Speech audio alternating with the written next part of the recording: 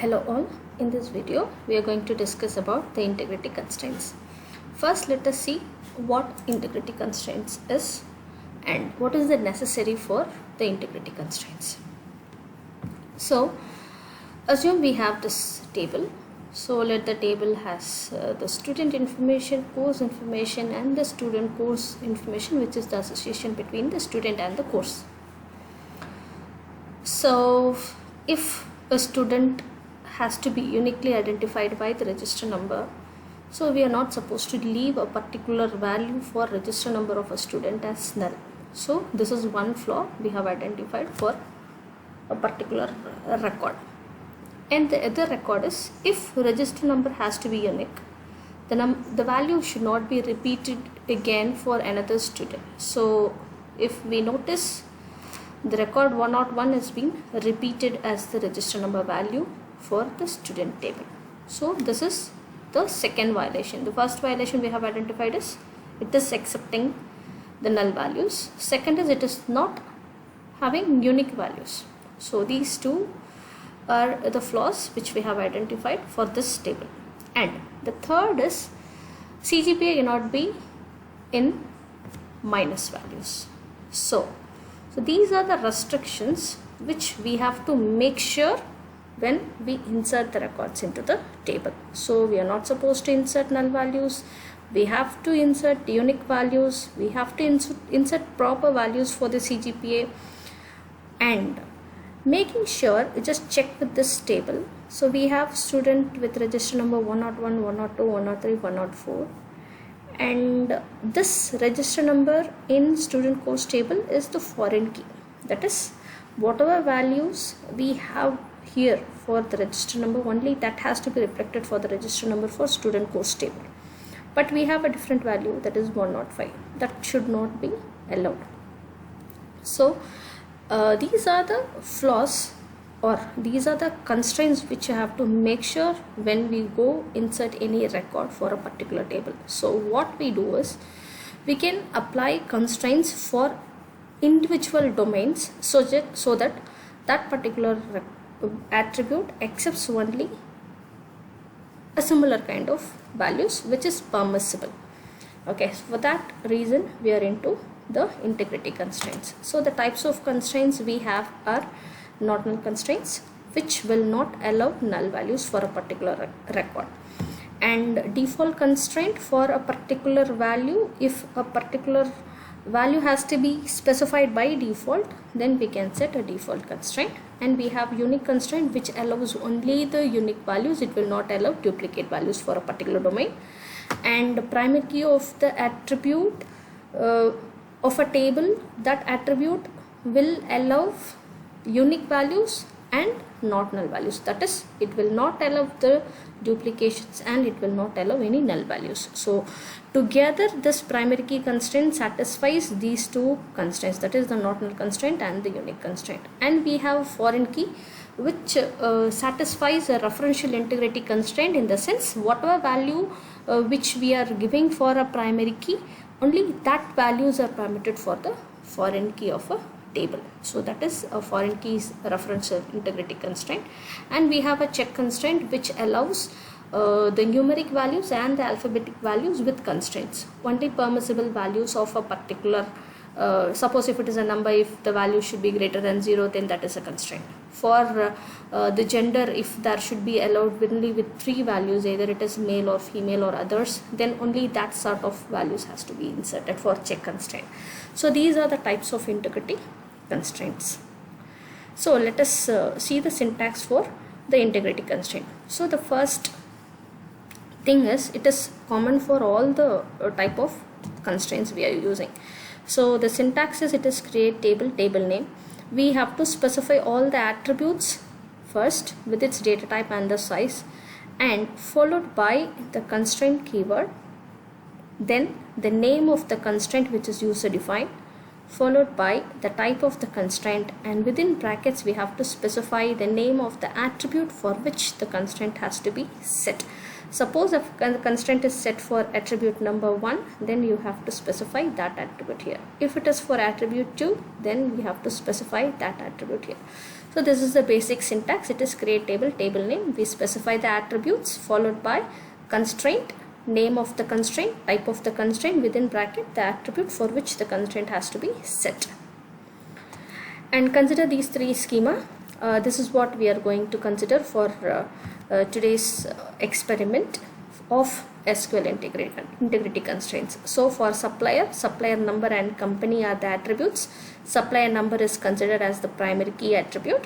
And for part, it is part number and part name, where part number has to be identified as a primary key of part table, and shipment is the association between the supplier table and the part table, where supplier number is the foreign key which references supplier number of the supplier table, and part number in shipment table is the foreign key which references to the part number of part table, and this quantity is the descriptive attribute of the associated table. So these three are the table which we are going to consider. So let us create the table for the supplier. So the basic syntax is create table, table name. We specify the name of the attributes followed by constraint, name of the constraint, type of the constraint, within brackets the attribute for which the primary key is to be set. So it is create table supplier, supplier number, number, company of char type, and the constraint name is pk underscore SNO. This is the user defined value which we give. And the type of the constraint is primary key, and for supplier number we are setting this primary key constraint. So we just go create the table. I'll just copy and then paste. Yes. So the table is created. So one table is created, that is the supplier table, which is created with the primary key. Supplier number is considered as the primary key. Now let us create the table part. So here we are creating the part table with unique constraint. So again it is going to use the same format. It is create table, table name, part number, part name, constraint, name of the constraint, type of the constraint, and part name is set with unique constraint. So I am just copying it and then I just paste it. So the table is created. So we have created two tables. So remember here this supplier table, supplier number is created as primary key. Okay, for the part table, part number is not created as primary key. So this is the example of creating a primary key when we create the table with the primary key. But what if we don't create a table with the primary key? So what we have to do is we have to change the structure of the table by just giving the alter table command. So after creating the table, if we want to add any constraint, then we are supposed to use alter table command. So here is the alter table command. So what we are going to do for the already created table, now we are adding a primary key constraint. So it is add primary key to the part table. So it is alter table part, add constraint, pkpno is the name of the constraint, primary key is the type of the constraint, and within brackets we specify the name of the attribute for which the key is set. So I am just copying it. So this is also created. So if we check with the description of the supplier, so see here, so the supplier number is created as the primary key. So here the null is specified as not null. So in the sense, this supplier number will not allow any duplications and the null values for this particular domain. And if we describe the part table, so this part table also will not allow any duplications or null values for this. So we have created two tables, one is supplier, another is part. Supplier table is created with primary key constraint for supplier number, and part table is created with two constraints. One is primary key for part number, another is unique constraint for part name. So as of now we have created two constraints. So let us just go check with the third part. Yes.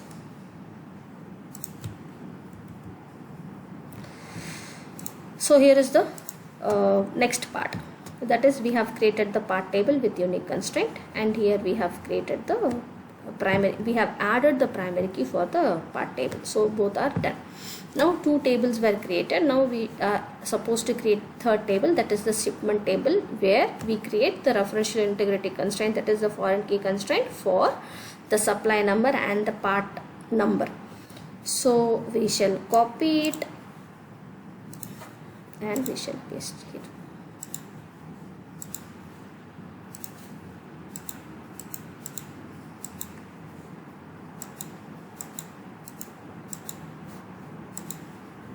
Let me copy, sorry.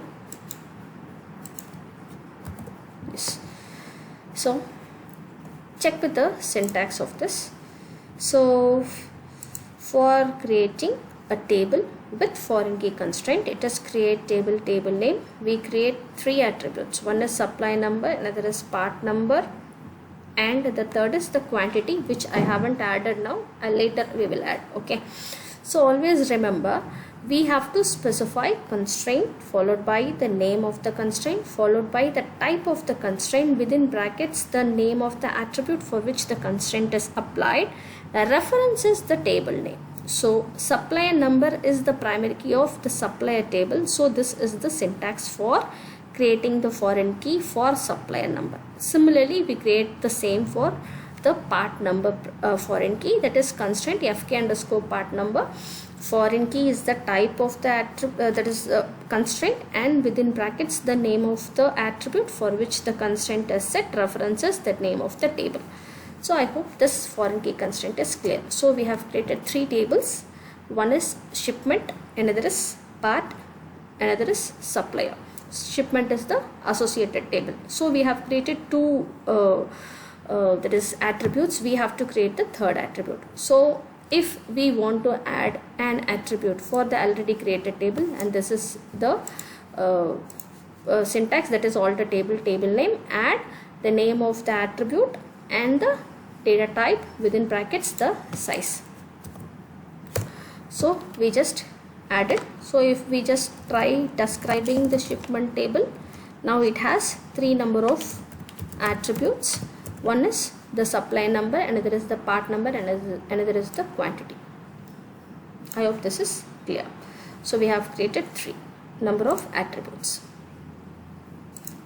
So next is we shall move into the check constraint. So as of now we have seen how to create a primary key, how to add a primary key, and how to create a table with unique key constraint. Okay, so let us see how to just add a check constraint for a particular attribute. Now the table is not created with check constraint, the table is created without check constraint. Now for the already created table with the attribute, we are going to add a check constraint. So when you are going to modify the structure of the table, we have to use alter table.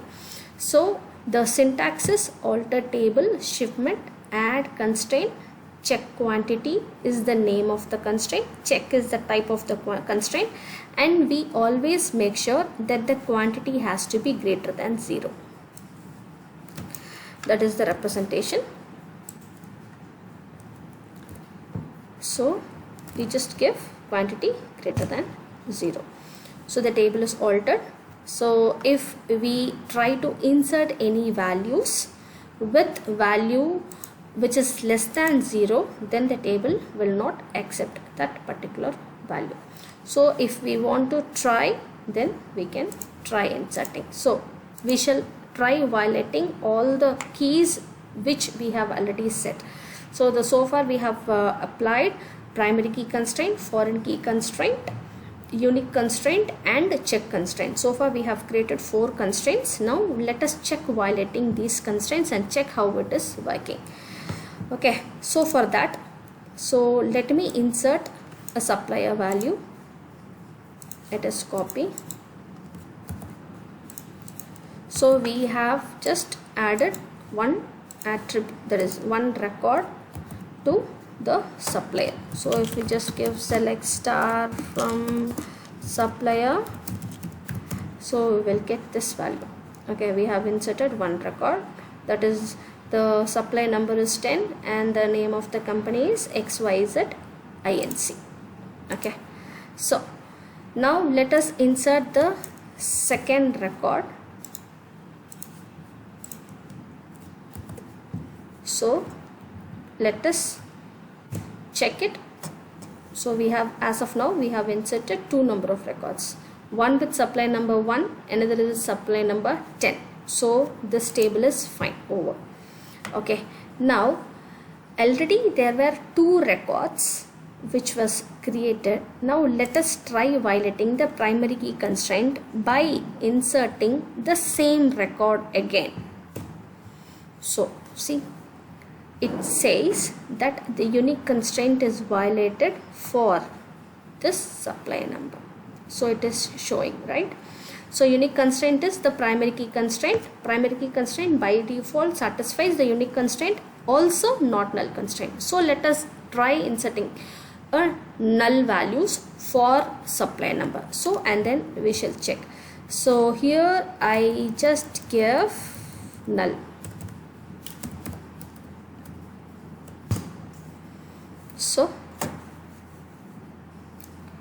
So we cannot insert null because it is violating the not null constraint. Okay, so 0 is permissible. Remember, 0 is permissible, but null values will not be accepted. So we have tried with this. So far we have checked with violating the primary key constraint. It is not accepting duplications and it is not accepting null values. Okay, so now let us insert the records for part. Okay, so already two records were inserted for the supplier. Let us insert two more records, 1 and 2. So we have inserted two records, and if we try selecting the supplier table, then we have got 4 number of records. So the 4 number of suppliers number is 1, 10, 20 and 40. So just keep this in mind. Okay, so one table is over. Now this not null also I have already explained. So let us check for the unique constraint for part table. Okay, so we insert the part table values with one record, that is with 100 bolt and 200 nut, and it is 300 screw. So we have created 3 records. So let us check the records of the part table. So we have created 3 records. Now let us try inserting any value which is already present for the part. Then it should throw a violation of unique key constraint. Okay, so see here, already we have screw. So let us try inserting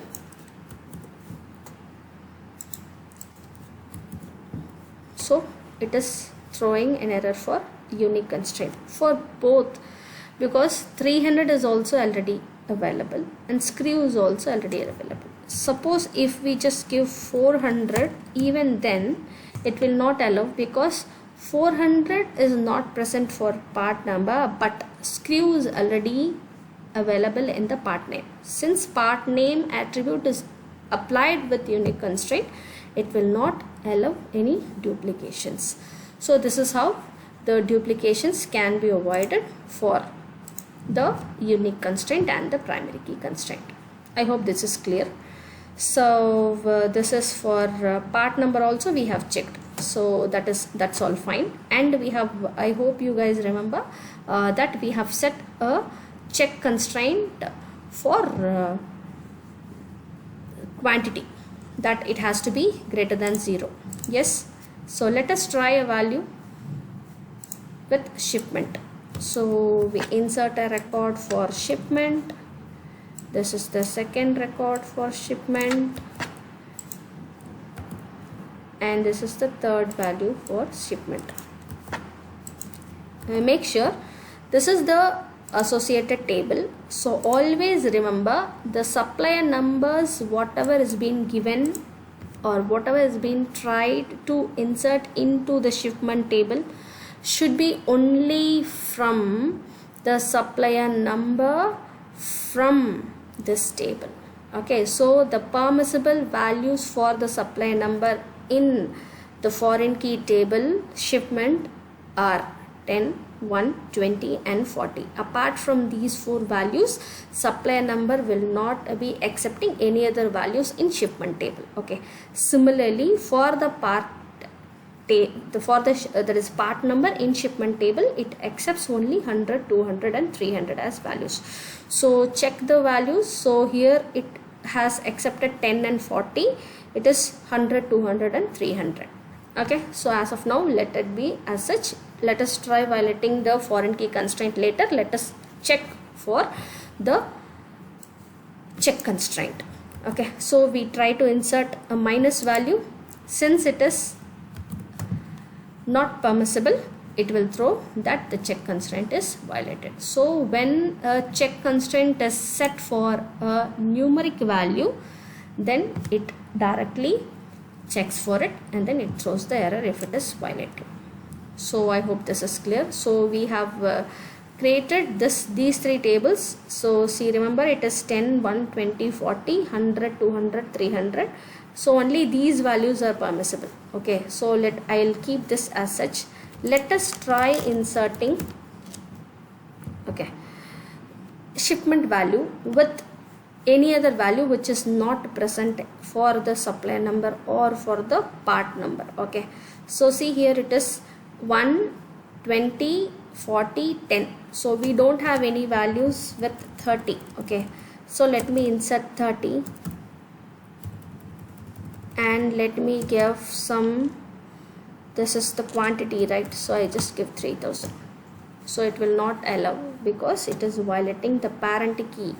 See, 30 is not present in the supplier table. So this is the violation of the referential integrity constraint for the foreign key attribute, that is for the shipment table supplier number.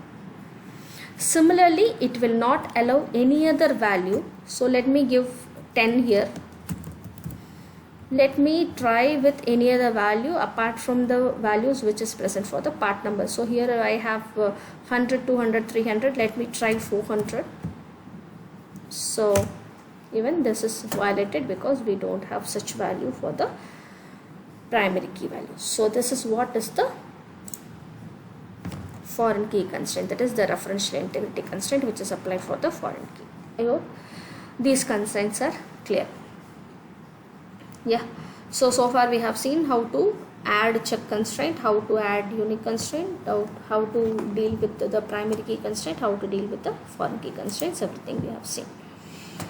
And let us, these violations and all I have already specified. So coming to the drop, there is the drop constraint, making sure we always create a particular table with constraints in a proper syntax.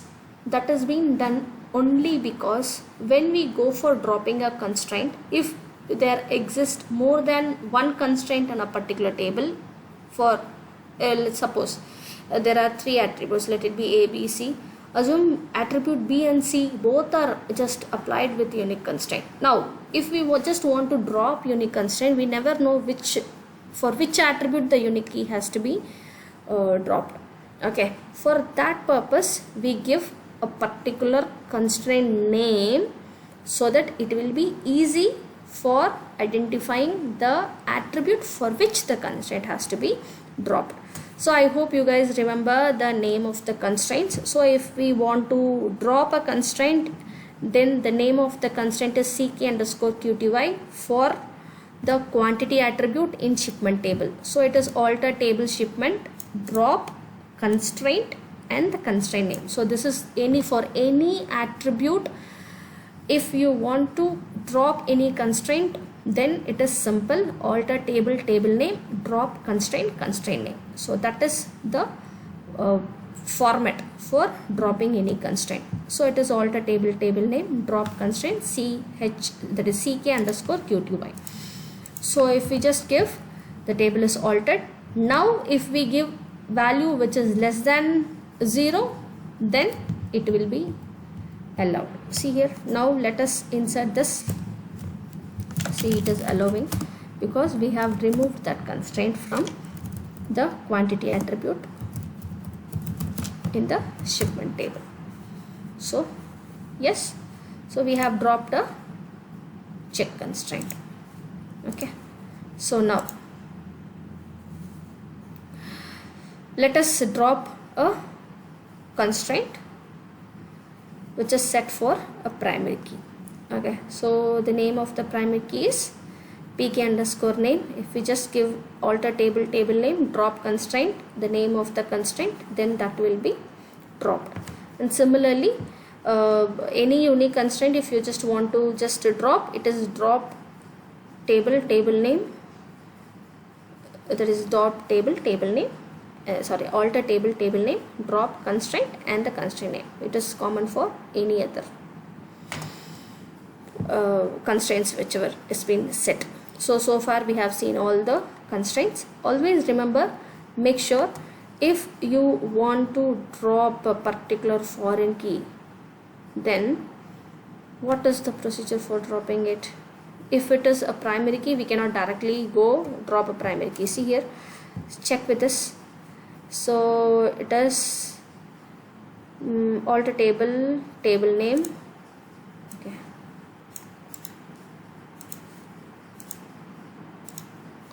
Okay, see here, we have dropped the constraint of a primary key for the park table. Okay, let us do the same for, let us check for the foreign key. Okay, we have to identify the name of the key which we have set for a foreign key, right? So we will see it. I have specified that somewhere. Yes, see here. So in the shipment table, for supplier number, it is fk underscore SNO. Okay, so let us try that. See here, so drop, it is shipment table. Okay, so alter table shipment, drop constraint, and the shipment supplier number shipment key which is set is fk underscore SNO. fk underscore SNO. Okay, see here, it is drop. Okay, always remember, when you want to drop a particular constraint, go drop the parent key and then come and drop the foreign key. Okay, that is what is the logic. Okay, remember that. That's all about the dropping constraints. Okay, now let us check with the null constraint. Okay, any table, if we just want to add not null, then this is it. We just give, so I already, there exists a table, so let me drop that. So now the table is created. So it is simple. We have to specify the name of the table, the attributes. Near to that we have to specify not null. Okay, so it will, this attribute will not accept any null values. Remember, see, if we try inserting null values for this PID, it will not accept. Okay, suppose if we want to drop a not null constraint for the table which is already there is not null is set, we have to just specify alter table, specify the attribute and then set as null. That's all. See, this is not null, this is adding not null for a particular table which was already created. So we will execute that also. So this is while creating the table how to set not null. This this query is after creating the table. If we want to add not null constraint, so this is how we give not null, that is add not null constraint. Okay. But if we want to drop a not null constraint, we just specify null instead of not null. That's all. So this will allow now null values. You just check it. So for person, again we are giving null comma null. Let us see. So there we have already set a not null constraint, so let it be 1. Yes. So if we just give select star from person. Okay, so this null values are accepted for this p name. If you want to drop the constraint which is set for PID also, then all we are supposed to do is we have to specify, let us describe the table to know what values we have already for the data type and the size. Okay, so it is number 4. So make sure you are supposed to specify that. So it is alter table person. We have to specify PID number of 4. Just specify null. So it is invalid alter table person. Oh sorry, we have to add modify. We have to just specify modify. Sorry guys, there was a spelling mistake. It is number. Okay, so the table is accepting null values now. So let us try inserting the same.